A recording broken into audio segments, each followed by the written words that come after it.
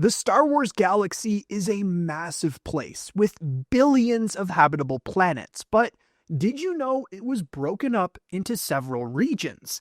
Today, we're going to be delving deep into each of those regions, as well as touching on some of the most well-known planets and characters from each of them. So, keep your arms and legs inside the vessel at all times as we embark on a tour of galactic proportions.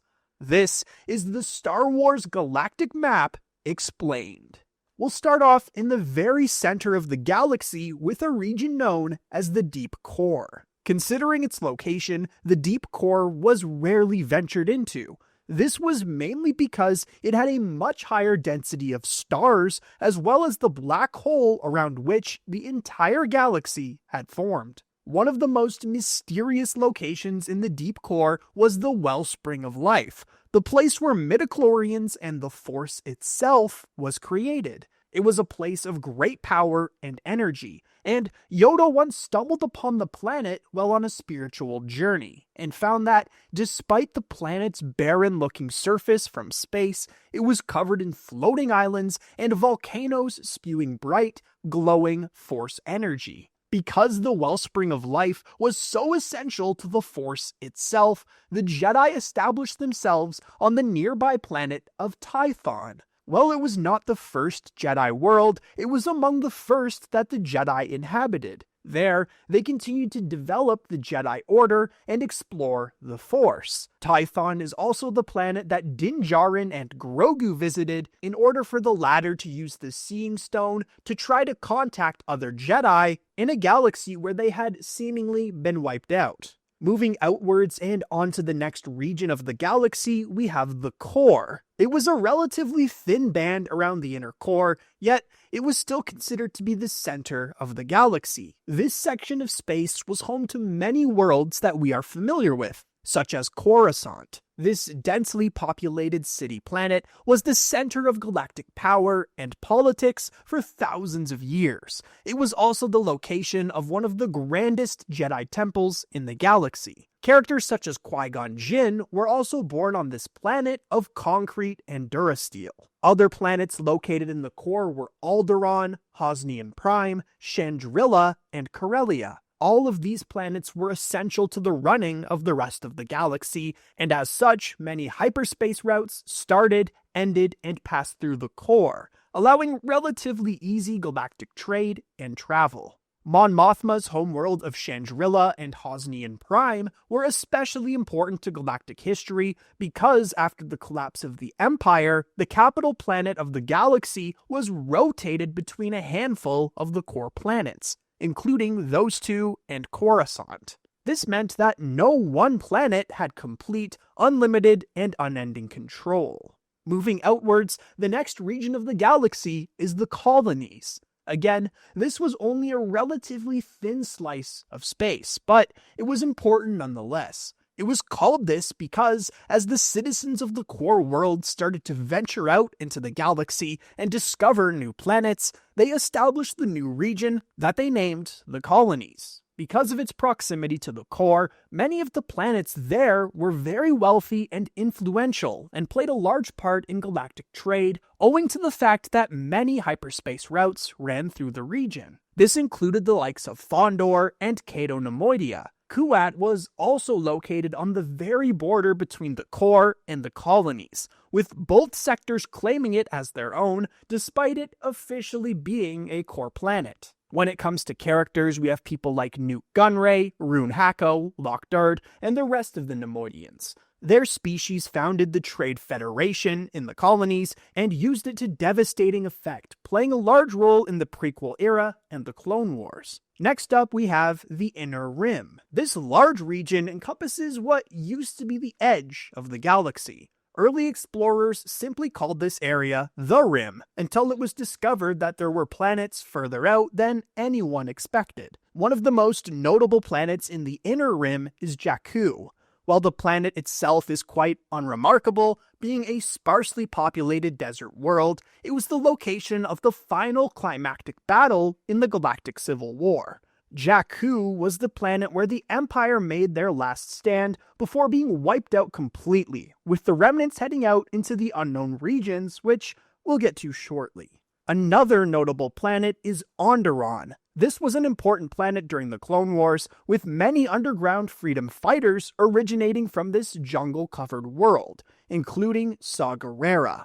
He was one of the founding members of the movement that became the Rebellion. His tactics were considered a little too extreme for the rebels though, and he was sidelined, still working with the group, but using much more unorthodox and deadly methods to fight the Empire. The next area is the Expansion region, which quite literally expanded the Inner Rim to encompass the new planets that were eventually discovered. Not much is known about this region, though many corporations used this new area of space to set up their businesses and base themselves. One planet of note is Umbara, a dark and mysterious world that was in constant darkness. It was a planet that saw heavy fighting during the Clone Wars, with the Umbarans using unusual technology the clones had never encountered before. The dusty desert world of Pasana was another world worth mentioning, as it became a key stepping stone in Rey and the Resistance's search for a Sith Wayfinder. The next region out is the Mid-Rim. This was a large section of space, while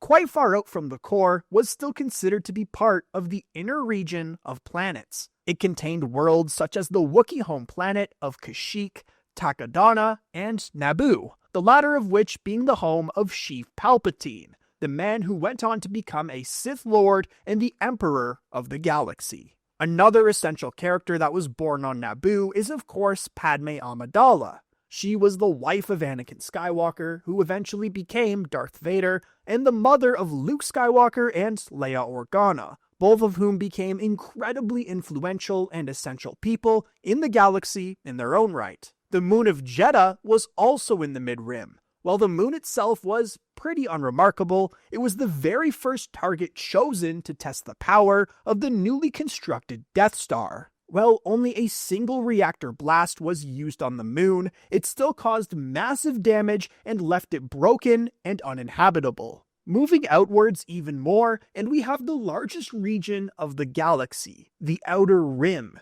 This region is home to many of the planets and characters that we love in the Star Wars galaxy. It was considered to be the bleeding edge frontier of the galaxy, with many strange, weird, and wonderful worlds out there. Because it was so far from the core and its rules, laws, and regulations, the Outer Rim was rife with crime and other nefarious activities. Outer Rim worlds were often overlooked by the core worlds and left to fend for themselves, hence why many flocked to the Confederacy of Independent Systems during the Clone Wars. With that being said, there were also many good people and worlds out there too. Mandalore is one of the most well-known Outer Rim planets, the home to the Mandalorians. These warriors were happy to keep to themselves, though infighting often meant that other outside parties had to get involved, something which did not ingratiate the planet to the rest of the galaxy. Characters such as Duchess Satine and Bo-Katan Kryze were born on Mandalore or its moon, Concord Dawn. The baking world of Tatooine was not only a hotspot of crime in the region, but also the place where a young Anakin Skywalker was discovered.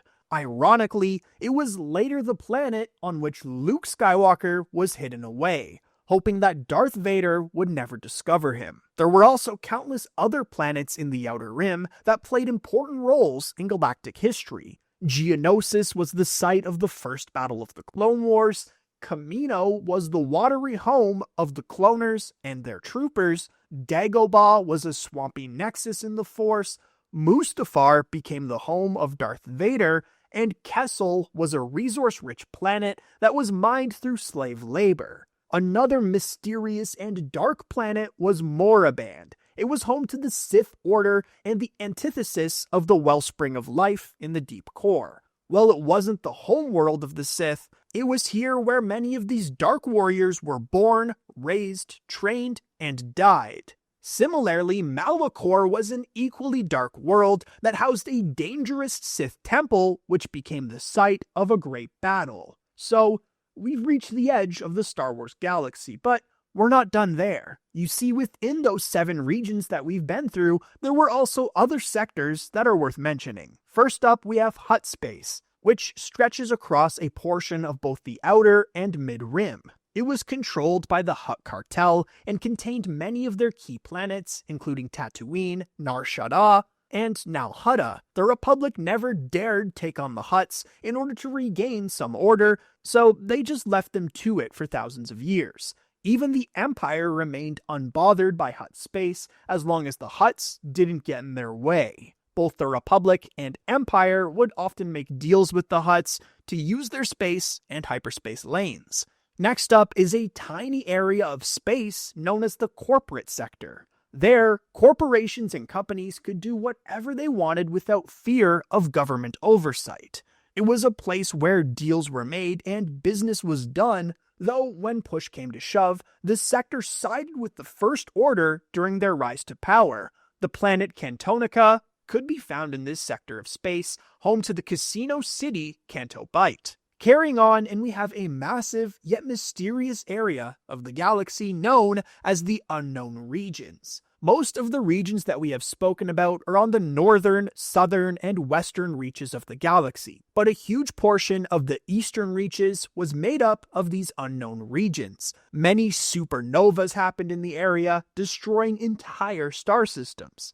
That meant that exploration in the unknown regions was incredibly dangerous. It is in the unknown regions that the remnants of the Empire fled and reformed into the First Order, out of sight and out of mind of the rest of the galaxy. There are several important planets in the region though. Ahch-To was the site of the very first Jedi Temple, and became the place where Luke Skywalker exiled himself. Ilum was an ice planet rich with kyber crystals, where young Jedi would go to gather them for their lightsabers. The planet was later transformed into Starkiller Base, a planet-sized superweapon. And finally, Exegol was the horrifying and dark homeworld of the Sith Order, and the place where Palpatine cast his spirit upon his first death. It was so mysterious that it could only be found via the use of Sith Wayfinders. Within the unknown regions was another small sector known as the Chiss Ascendancy. The Chiss Ascendancy was a powerful, enigmatic empire located in the unknown regions, far from the Republic and Empire. Ruled by the 9 ruling families on the planet Scylla, it operated under a meritocratic system where military and political rank were earned. The Chiss, a blue-skinned humanoid species, valued strategy, order, and diplomacy, but would strike preemptively if threatened. Their entire military, the Chiss Expansionary Defense Fleet, relied on Force-sensitive navigators called Skywalkers to navigate unstable hyperspace routes. Grand Admiral Thrawn was their most famous figure, known for his tactical genius. The Ascendancy remained independent, avoiding galactic conflicts unless absolutely necessary. And finally, we have wild space. This is what lies beyond the galaxy. The boundaries of all the regions we've talked about are known and defined, and even the unknown regions were understood to be located in a certain area of space. The galaxy knew what it didn't know, but beyond that was quite literally wild space. What was out there was unknown, and no one had explored it or pushed into this region. There is only one thing in wild space that we know about, and that is Mortis. What Mortis is, what it does, and how it works, and even exactly where in wild space it actually is, all have massive question marks over them. But it's the one and only location known in this undefined region of the galaxy. There's definitely more out there to explore, even other galaxies as we learned in Ahsoka, such as the one home to the planet Peridia. Before we wrap up, a special thanks to the Star Wars Galaxy Map project for making this video possible. This group of fans created the highly detailed and accurate map featured throughout the video. Check out their website at the link in the description.